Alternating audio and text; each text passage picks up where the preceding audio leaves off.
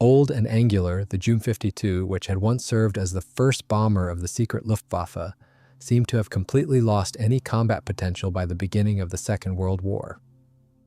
Yet this unassuming machine, with its corrugated skin, simple landing gear struts, and 3 engines known in both the Luftwaffe and the Wehrmacht as Tante Ju, Aunt Ju, played a more important role during the war than many real combat aircraft. The Ju-52 was designed by Ernst Zindel. It was the final stage in a line of all-metal transport aircraft begun by the Junkers Company in the year 1919. In fact, it was a 3-engine version of the single-engine Ju-52, which first took to the air on the 13th of October 1930. The first 3-engine variant flew in April 1931. Successful tests led to the decision to focus on the tri-motor version. All the airframes already under assembly in Dessau were reworked to accommodate 3 engines. In 1932, the first aircraft were delivered to Bolivia. They lacked engine cowlings and wheel-type landing gear. Later, new versions appeared equipped with cowlings, and in the spring and summer of 1932, they began entering service with various airlines, including Deutsche Lufthansa. Some of these aircraft were fitted with float landing gear. At the beginning of 1933, a slightly modified version appeared, and in the summer, the first truly mass-produced model went into production. It was powered by engines rated at 660 horsepower. The aircraft had a crew of 3, with a maximum speed of about 180 miles per hour and a cruising speed of 155 miles per hour. Even before commercial deliveries began, Junkers received an order to convert the new model into an auxiliary bomber. In October 1933, the newly established Air Commissariat organized an auxiliary bomber squadron that became the core of the future Luftwaffe bomber aviation. For reasons of secrecy, this unit was formally subordinated to the Lufthansa Flight Inspection Authority. By the 1st of March 1934, the squadron had only 3 Dornier bombers, but it already possessed 24 Ju-52 aircraft. The unsatisfactory characteristics of the Dornier bomber and difficulties in refining it led to a reduction of the order in 1934. As a result, the trouble-free production of the Ju-52 gained particular importance. To meet growing military and civilian demand, a new variant appeared in 1935 with more powerful engines, improved radio equipment, and bomb racks. Alongside the plant in Dessau, assembly also began in Bernburg, and 2 other companies received licenses. By the end of 1935, the Ju-52 equipped 2/3 of the squadrons in 5 Luftwaffe bomber groups.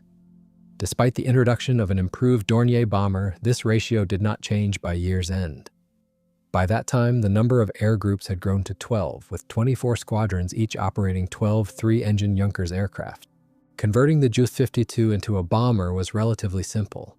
An open turret with a single machine gun was installed on the top. For protection from attacks below, a semi-retractable basket with a second machine gun was used. The basket was lowered and raised manually. It was attached to the semi-glazed bombardier's cabin located between the bomb bays, 2 forward and 1 aft. Each bomb bay could carry a rack of 10 bombs weighing 110 pounds each, or 2 bombs weighing 550 pounds each. The maximum bomb load reached 3,300 pounds. The fuel supply provided a tactical range of about 310 miles at a cruising speed of 152 miles per hour at an altitude of 3,300 feet. The aircraft could easily be converted back into a transport. The fate of this aircraft, originally created for peaceful purposes, was ultimately decided during the Spanish Civil War. 1 week after the uprising began, 20 aircraft flew from Dessau through Italy to Seville. Formally, they belonged to a company that supplied the insurgents. The first task was to transfer troops from Africa to Seville. At the same time, Spanish personnel were being trained. From the 20th of July to the end of August 1936, the aircraft transported 7,350 infantrymen, as well as artillery and machine guns from Africa to Spain. During this period, they completed 461 flights, often overloaded. In September, they carried another 5,455 men in 324 flights. In October, when the Republican fleet no longer threatened the rebel ships, 1,157 more people were transported in 83 flights. Later, Hitler remarked, Franco should erect a monument to the Junkers 52. This aircraft is what the revolution in Spain owes its victory to. How the war would have unfolded without these planes is unknown, but they allowed Francisco Franco to strengthen his precarious position and begin his advance north of Seville. While the airlift between Morocco and Spain continued, the aircraft had already debuted as a bomber. At first, Escuadrilla B was formed from 9 aircraft in Tablada. It consisted of 3 squadrons under the command of José Rodríguez Díaz de Lecea. The first combat sortie took place on the 14th of August. The squadron bombed the Getafe airfield near Madrid. 2 days later, they bombed the Cuatro Vientos airfield on the outskirts of Madrid. On the 27th and 28th of August, the city of Madrid itself became a target for the first time, which caused many issues for the German embassy, as Lufthansa aircraft were still operating passenger flights there. From November 1936, aircraft from the 88th Bomber Group of the Condor Legion joined the Spanish fascists. Initially, the group consisted of 3 squadrons of 12 aircraft each. Although the Condor Legion used these machines extensively, the Luftwaffe headquarters decided that the war in Spain provided a convenient opportunity to test the newest combat aircraft. In February 1937, the aircraft of the 3rd Squadron were replaced with Heinkel 111 bombers. Soon, the 2nd Squadron was re-equipped with Dornier 17 aircraft, and most of the Junkers were handed over to the Spaniards. One of the squadrons of Escuadrilla B, known as Las Tres Marias, became the foundation for a new squadron, but the growing strength of Republican fighter aviation forced increasingly frequent use of the Junkers at night. By the end of 1937, all aircraft of this type were consolidated into 2 night bomber groups. The last combat mission took place on the 26th of March 1939 during a raid on Belmez. The following month, all the aircraft were gathered in Leon. Only 23 of the 55 initially received by the Phalange, directly or through the Condor Legion, remained. In Spanish service, these aircraft accumulated 13,000 flight hours and dropped 6,397 tons of bombs in 5,400 combat sorties. The Junkers earned a reputation as a sturdy aircraft capable of withstanding severe combat damage. One well-known incident occurred on the 16th of February 1937, when a single aircraft survived 24 attacks by Republican fighters before finally being shot down. People joked that the aircraft's name meant Junkers with 52 engines. Some of the aircraft were converted into transports or transferred to flight schools. The successful experience with transport operations in Spain, combined with the demonstration of Soviet airborne troops, led to the decision to preserve at least one group of these aircraft for transport roles. As a result, the 4th Gruppe Hindenburg and Fürstenwalde became the only one not re-equipped with new aircraft after 1937 and 1938. The 4th Gruppe was removed from KG 152 and placed under the direct command of Colonel Ulrich Grauert in Berlin. From the outset, the unit was intended for parachuting soldiers of the 7th Airborne Division, which had been formed in the autumn of 1937. In October of the same year, this unit was transferred to the 11th Air Force Inspection, though it remained subordinate to the 2nd High Command, which was later renamed the 1st Air Division. On the 1st of April 1938, the group was renamed a Special Purpose Combat Group. It possessed 39 Junkers aircraft. This name was given to the Luftwaffe's 1st Transport Aviation Group not for reasons of secrecy, as later assumed, but to prevent the personnel from feeling inferior for serving in what was perceived as a regular transport unit. At that time, the airborne troops had neither their own traditions nor their own insignia. From this point onward, transport aviation developed alongside the airborne forces. On the 13th of March 1938, during the annexation of Austria, the group carried out its first operation by landing a battalion of paratroopers at the Grasthaler Hof airfield. A few months later, on the 1st of August 1938, a second group was formed and stationed in Brandenburg. The structure of transport aviation was revised. The group now consisted of 4 squadrons with 12 aircraft each, plus a headquarters with 5 machines. In the summer of 1939, 2 more transport groups were created. Together with the previous 2, they formed a wing. At the end of August 1939, personnel from the existing air groups were used to form the headquarters of the 2nd Transport Wing, along with a special unit for transporting heavy equipment. Another wing was formed from 2 groups equipped with 59 Junkers aircraft taken from Lufthansa, along with their crews. From the beginning of production in 1932 until 1939, the main company and other manufacturers delivered no fewer than 1,600 aircraft in both military and civilian versions. A significant number of civilian Junkers were sold to foreign buyers, while the military version was purchased by almost no one except the Spanish fascists. In 1936, the Austrian Air Force ordered 4 aircraft. They formed the core of a bomber squadron in Zeltweg. After the annexation of Austria, the squadron was incorporated into the Luftwaffe. The Portuguese also ordered tri-motor Junkers in 1937. The following year, 10 aircraft were transferred to a night bomber group. In 1939, 3 aircraft were ordered by the Swiss. All other Junkers went abroad only in civilian configurations. 2 factories ceased production at the end of 1938, but the expanded output at the Bernburg plant and ATG made it possible to increase production of the transport version to 593 units in 1939. That is, 11 to 12 aircraft per week. Despite the increase on the 1st of September 1939, the Luftwaffe possessed only 552 Junkers aircraft, including 59 taken from Lufthansa.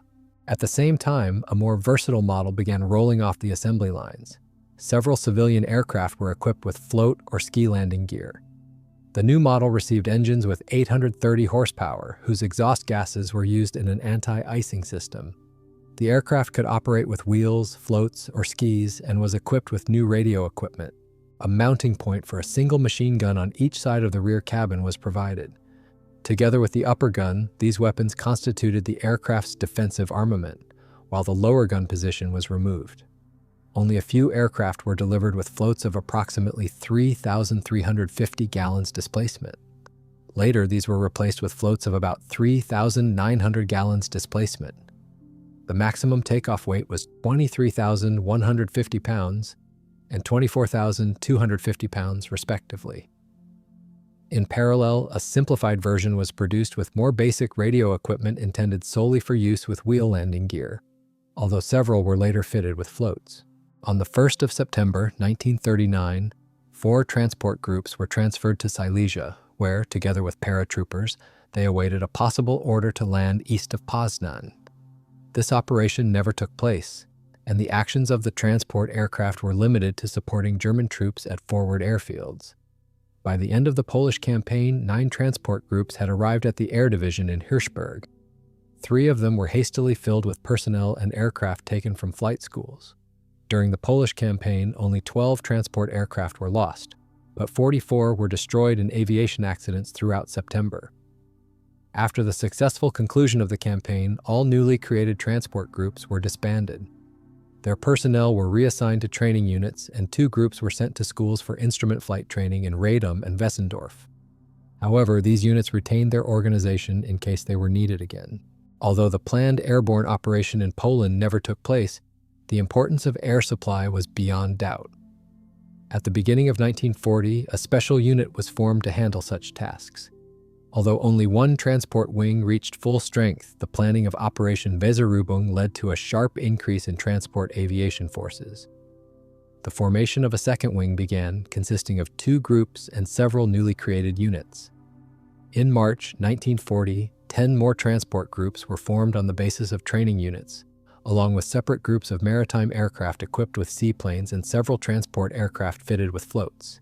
On the 9th of April 1940, land-based and maritime transport aircraft began the largest airborne assault operation in the history of aerial warfare. Operation Weserübung. In the first wave, 10 air transport groups and 4 squadrons took part. They carried 1 paratrooper battalion and 2 additional paratrooper companies, 1 air landing battalion, and 3 infantry battalions. In addition, the aircraft transported 6 airport service companies, the headquarters of the Air Forces, the headquarters of an infantry regiment, and more than 185 tons of fuel. At the start of Operation Weserübung, there were 571 transport aircraft available. Within 8 to 10 days, they were returned to Germany, although 2 groups remained in Norway until the conclusion of the fighting near Narvik. Afterward, 1 group was disbanded, and its aircraft and personnel were reassigned to reinforce other units. After returning from Norway, 2 wings were quickly replenished and prepared for operations in the West. One group was dissolved and the aircraft of another were transferred to flight schools. During the Norwegian campaign, the transport groups completed 3,018 sorties, carried 29,280 people, more than 1,290 tons of fuel, and over 2,610 tons of supplies. On the 10th of May 1940, these forces participated in the second most significant airborne assault during the invasion of the Benelux countries. A total of 430 transport aircraft from 9 groups were assembled for this purpose.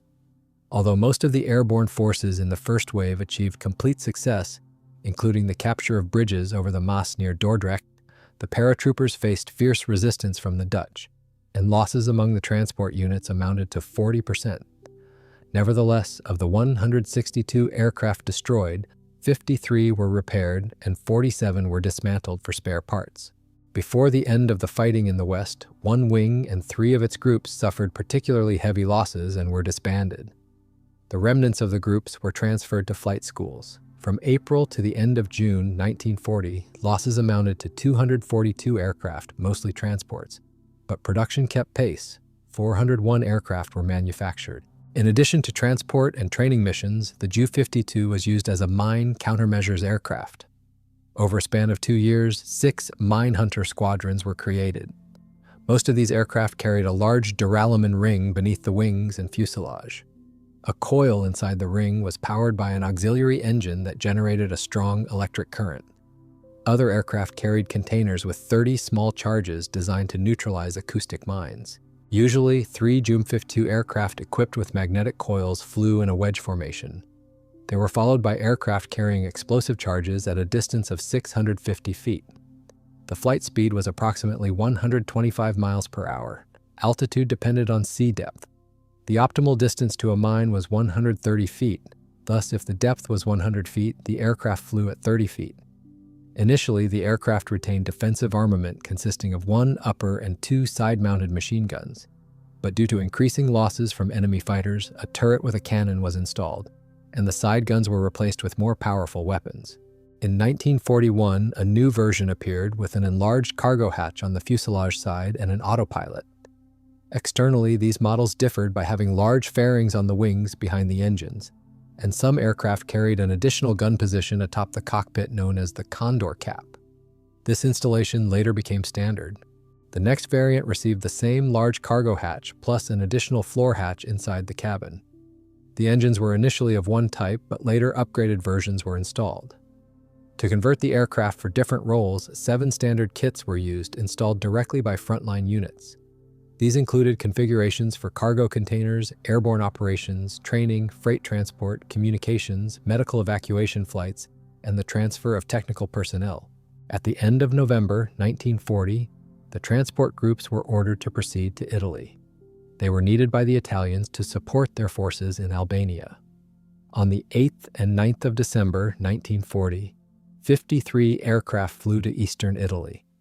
Over 50 days, they performed more than 4,000 flights, transported 30,000 people, nearly 5,200 tons of supplies, and evacuated over 8,000 wounded. Remarkably, not a single aircraft was lost during this time.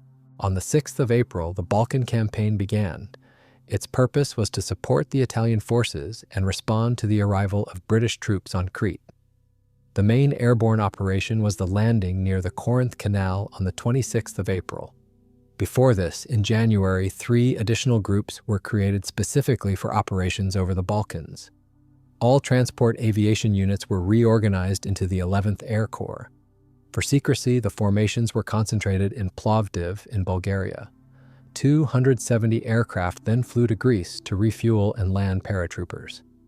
After landing, all aircraft immediately taxied to a central refueling point where fuel was pumped from barrels using simple pumps. Despite the large number of aircraft refueled in this basic manner, the operation went according to plan and ended in success. It was time for the most risky airborne operation of the Second World War, the invasion of Crete. During the Balkan campaign, most transport aircraft had been heavily used and required repairs. At the beginning of May 1941, transport aviation was transferred north to repair centers in Germany, Czechoslovakia, and Austria.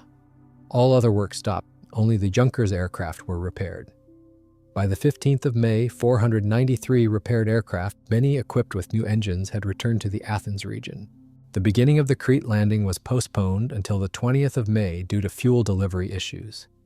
This was the last major parachute assault conducted by the Luftwaffe during the Second World War.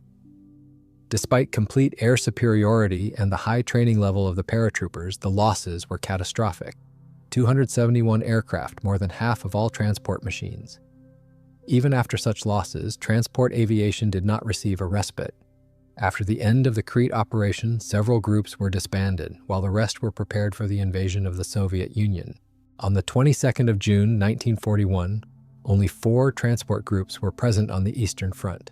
And even these were not at full strength. The vast distances of the East severely reduced their already limited capabilities. The situation worsened further in November 1941, when the British began their offensive in North Africa. In November, a new group was formed and sent to Greece. At the beginning of December, 2 more groups were created based on flight schools. In mid-December, Hitler ordered the formation of 5 additional groups specifically for the Eastern Front. Personnel for these units were recruited from navigation schools, especially instructors and the most experienced cadets.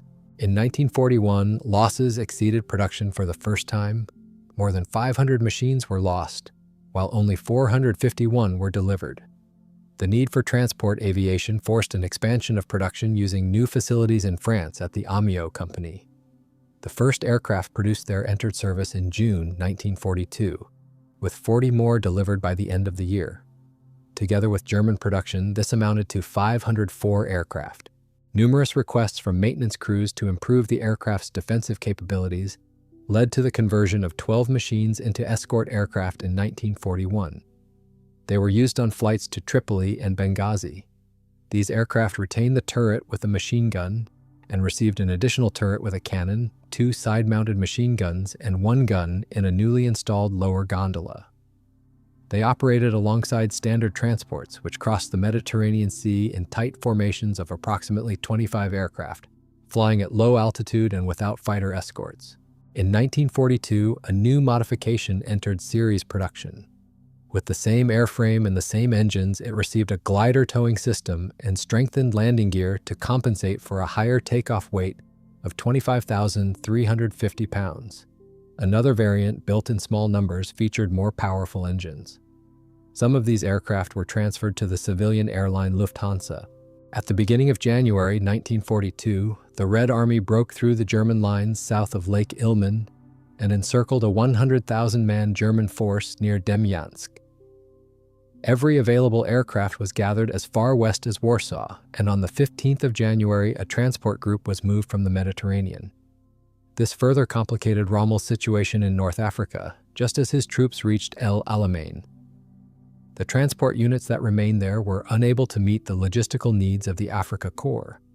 Even after relocating the transport group from Africa, the available transport aviation was still insufficient to supply the encircled forces. On the 18th of February 1942, orders were issued to form 5 more transport groups. During the Demyansk airlift from the 21st of February to the 18th of May, 11 air transport groups carried out more than 14,000 sorties, transporting approximately 24,000 tons of supplies, over 3,000 tons of fuel and lubricants, more than 15,000 personnel, and evacuating 22,000 wounded. In the process, 265 aircraft were lost, mostly transports. During the Demyansk operation, heavy losses forced the dissolution of 3 transport groups. And although the situation with aircraft deliveries was critical, 3 more transport groups were formed in the autumn of 1942. In November, the military transport situation sharply deteriorated. Pressured by the 8th British Army, the Africa Corps was retreating, and on the 8th of November, the Allies landed in North Africa.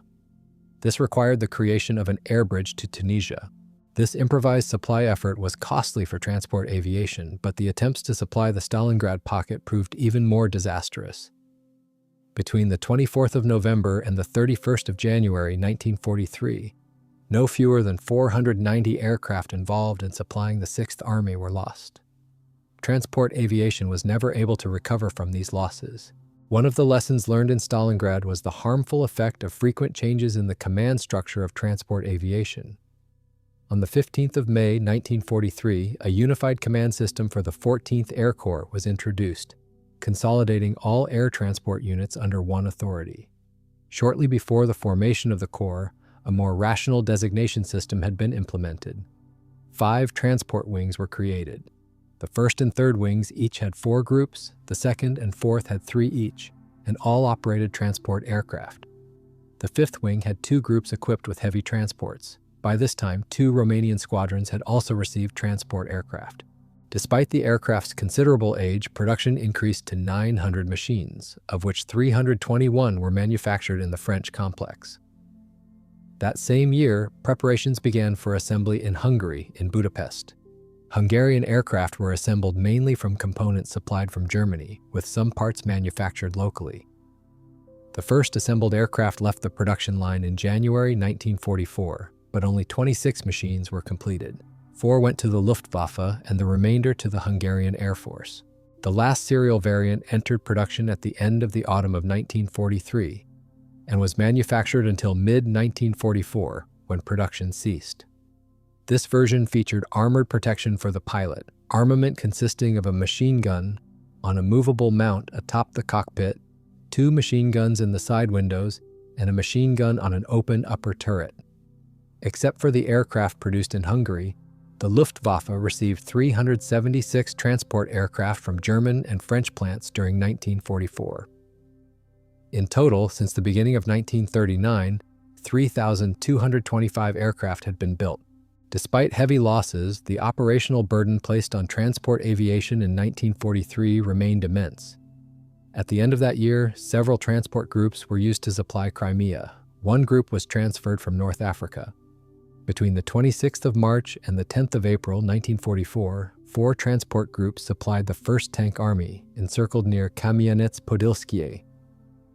On the 1st of May 1944, transport aviation still had 24 groups and 5 separate squadrons, but fuel and personnel shortages beginning in the summer sharply reduced their combat capability. On the 1st of October 1944, the 14th Air Corps was disbanded, and the remaining units were transferred to the Air Fleet. At the beginning of 1945, only 7 groups with transport aircraft remained. As a result of severe losses in the last 3 months of fighting, 165 transport aircraft were lost, supplying encircled Breslau alone. Transport aviation was reduced by half, and by the end of hostilities, no longer represented an organized force.